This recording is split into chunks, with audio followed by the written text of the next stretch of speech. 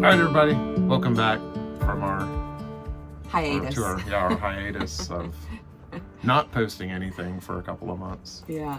So I think when we last left off, we were sharing our adventure around the Miami area and all of that, but then we had a quick unplanned update with Hurricane Helene coming in. Yep. So right after Hurricane Helene, we then found ourselves stuck in the middle of another hurricane. Milton, yeah, got to be in the eye of a hurricane. I've never done that before. I've been in hurricanes, but not the eye. That was interesting. Yeah.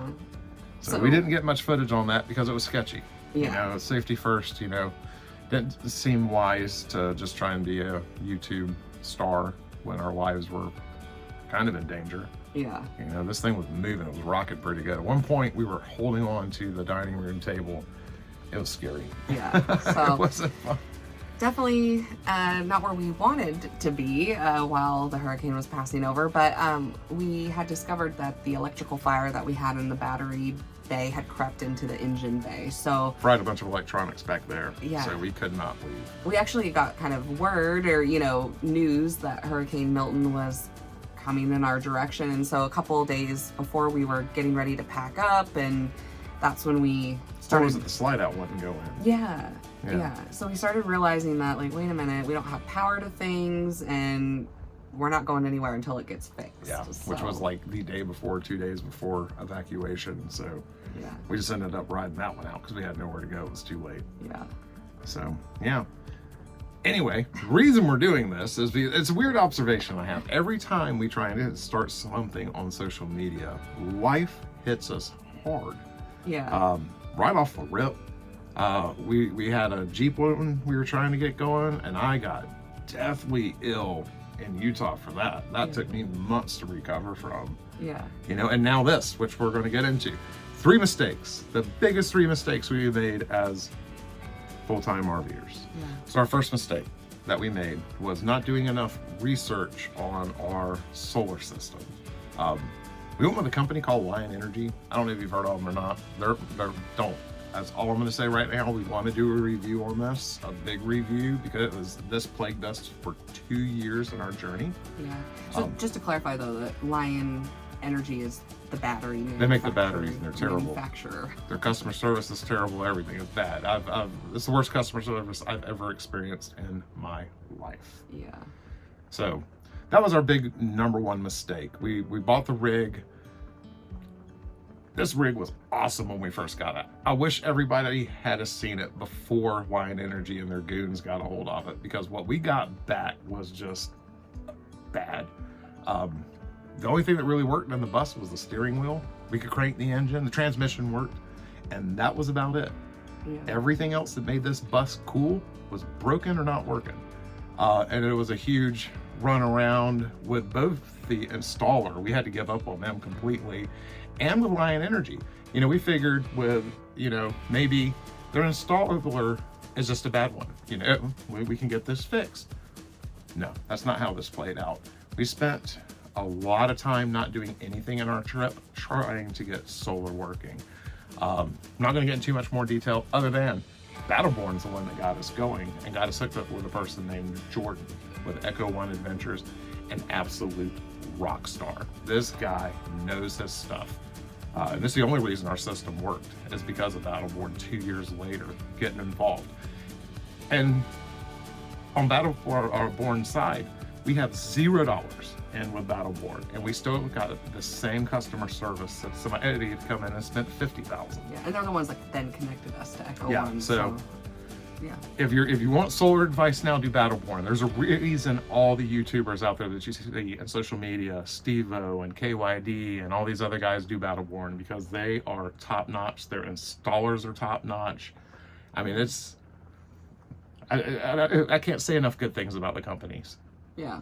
So I think, our biggest lesson learned there was making sure to do all your research on not only equipment, but installers and service providers for any repairs and all of that that you might need. Because it was just a waste of money. It just didn't work, and on top of that, we couldn't even run the generator anymore, so we had to be plugged in everywhere we went. There was no boondocking. The reason we did this was to boondock. And we just spent a bunch of money not to be able to boondock.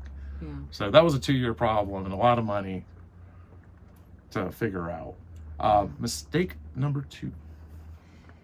So we moved way too fast. Yeah. And I think, again, that kind of relates to mistake number 1, you know, that put us in a kind of a bad situation with things not working like we needed them to. Well, so many of their people and other people I were talking to, Line Energy, their people, their installers, and other people were telling us, sell the rig, start over, which we really couldn't do. Yeah. You know, so we're like, well, this is probably our last go-round. Our trip ended before it even started, really. Yeah, so it was just, I mean, we became very reliant on power plugins, and so boondocking was out of the question. So we kind of thought, well, let's make the most of our time and follow a baseball schedule for so our we're on all the big MLB cities stadium tour. Yeah. Yeah. Which wasn't bad, but we moved too fast. It was really expensive because when you're staying in a campsite only for a couple of nights, you have to pay the full rate unless they have something going on. Mm-hmm. Most campsites will give you a discount for a week, and then at a month, you get a really good discount.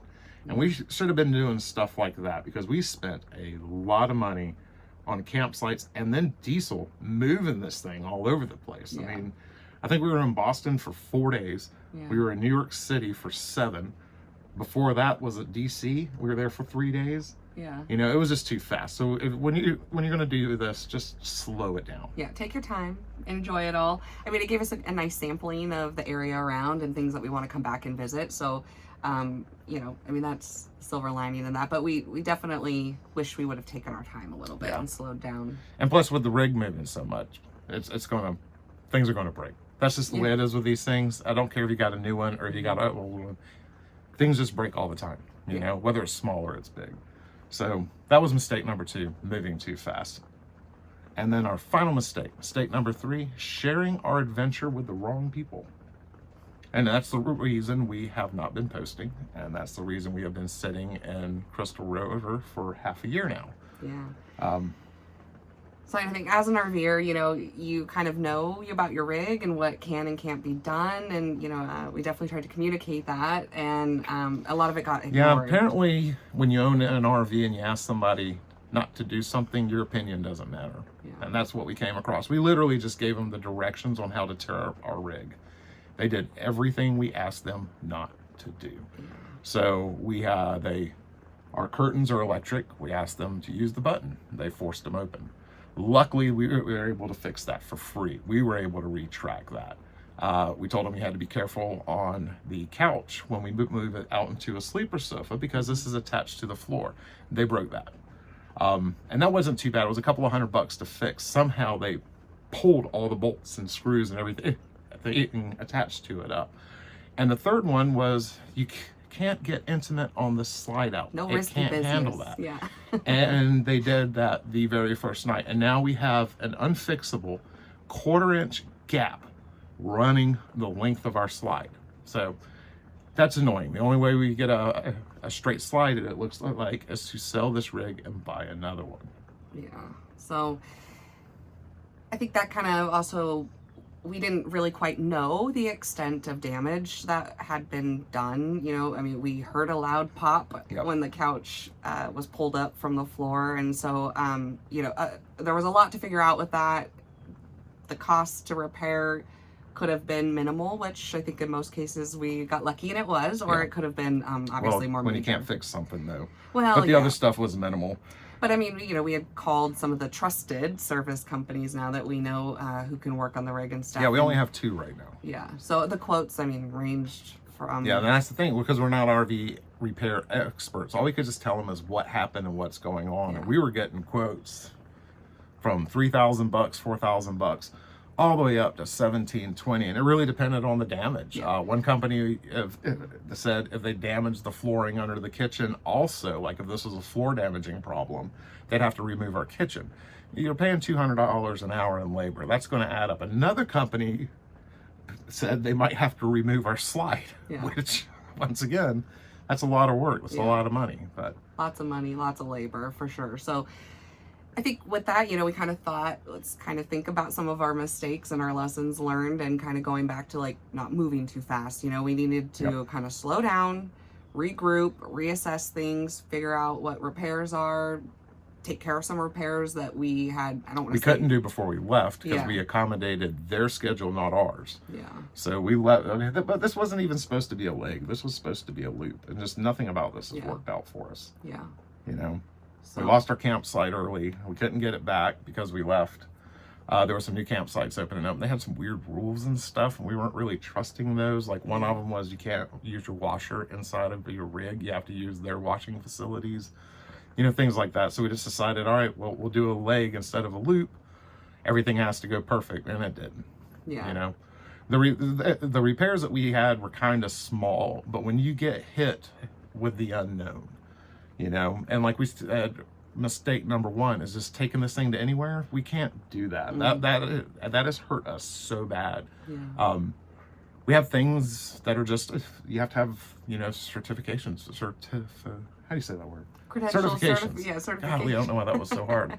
You know, our leveling system is the HV. Yeah. What is that thing called? HWH leveling system. We got the Aquahot in here. You know, we're on bags. There's a lot of different things. Plus all the wiring and all the extra stuff. I don't know how many repair shops we've gone to who've asked us what our awning sensor is all about because they'd never seen one. So Yeah. that was frustrating. So we decided to stop. Yeah.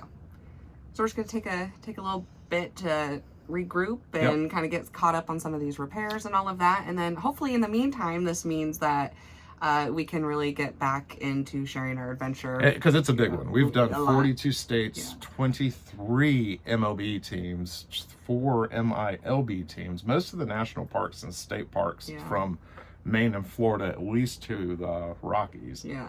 So that'll give us a time or a chance to get all this out finally. Yeah. Get caught up on sharing our adventure. Yeah. So stay tuned. Yeah. I think where we're at right now is we're on the way to Miami, and you get to see all about that electrical fire we were talking about, then Keys, and we'll backtrack it to Washington State after that. Yeah.